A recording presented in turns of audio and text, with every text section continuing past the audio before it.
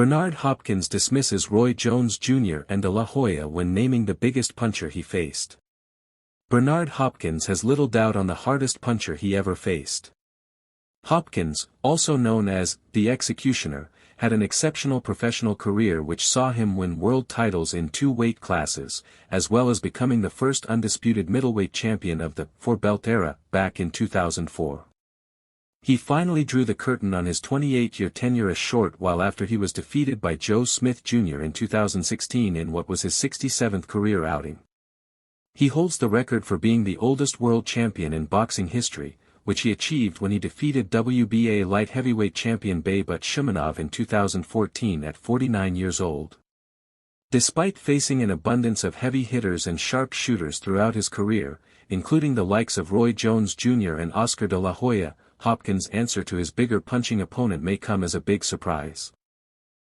In an interview with The Ring magazine, the Executioner says Antoine Eccles, who he defeated on 2 occasions between 1999 and 2000, was the hardest puncher he ever crossed paths with. He was clubbing, not swift. Thumping. Also, Felix Trinidad, but that's all. He was really one-dimensional. He had great success fighting one-dimensional people. That's not a knock on him, but when you run into a Bernard Hopkins, who's more than one-dimensional, then you got a problem. Kovalev was a big puncher, but I'm going to stick with Antoine Eccles, he could crack.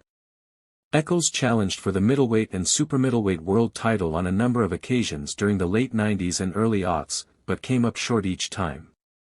After a long battle with diabetes, he tragically passed away in July 2023 at the age of 52. Of his 32 wins, he scored 28 knockouts, including a thrilling fight with former champion Charles Brewer.